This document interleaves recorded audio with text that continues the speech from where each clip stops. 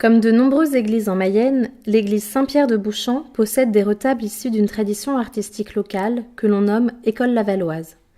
Vous pouvez en observer 3. Le plus grand se situe dans le chœur, il s'agit du retable du maître-autel. Il est accompagné par 2 autres plus petits installés dans chaque collatéral. Le retable secondaire sud, c'est-à-dire à droite, met à l'honneur la figure de Saint Sébastien par une statue de plâtre, et le retable secondaire nord, à gauche, est consacré à la Vierge à l'Enfant. Les 3 retables ont été réalisés au cours de la première moitié du XVIIIe siècle, le maître-autel en 1702, l'autel nord en 1732 et l'autel sud vers 1740. Ils sont de style baroque. Leur valeur artistique et historique a été reconnue par une inscription au titre des monuments historiques en 1986.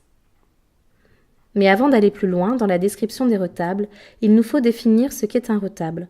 Son origine vient du latin retrotabula, qui signifie « à l'arrière de l'autel ». La table sacrée que forme l'autel est importante dans une église, puisqu'il s'agit du lieu le plus sacré où se célèbre l'Eucharistie, c'est-à-dire le sacrement religieux.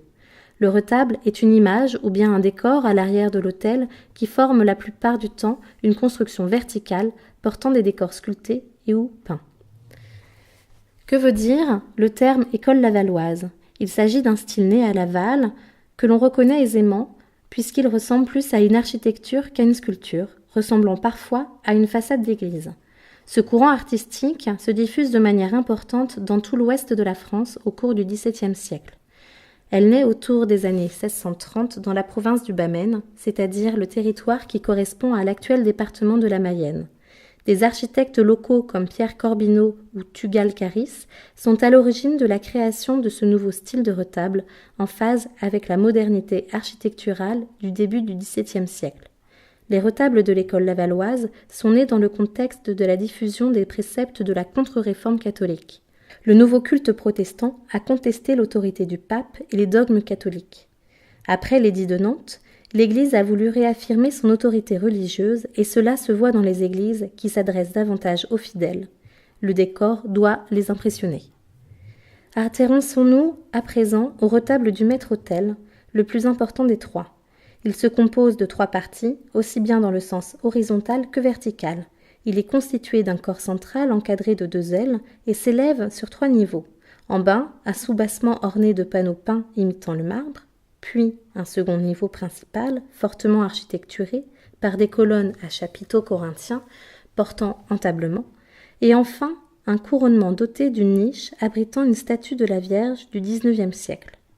La partie centrale est occupée par un tableau surplombant le tabernacle. Il s'agit d'une adoration des mages, signée Cartin, datée de 1702 et restaurée en 2010. Ce tableau est encadré sur les ailes de 2 niches à colonnes de marbre accueillant des statues de plâtre polychrome de Saint-Pierre et de Saint-Charles Borromée. Le tabernacle en bois polychrome est doré et l'autel en marbre date du XIXe siècle. Autre élément hérité de l'école lavalloise, le retable du maître-autel est, tout comme les retables secondaires, construit en pierre de tuffeau et en marbre local. Le tuffeau était acheminé par la Loire et la rivière Mayenne depuis le Saumurois ou la Touraine.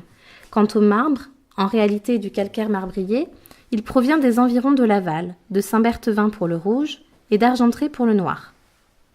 Les retables de Bouchamp se distinguent cependant des retables lavallois par une plus grande simplicité structurelle et décorative, les rapprochant des œuvres réalisées à la même époque par des retabliers angevins, en particulier Pierre Barauderie à Fontaine-Couverte et François Trouillard à la Chapelle-Rinçoin.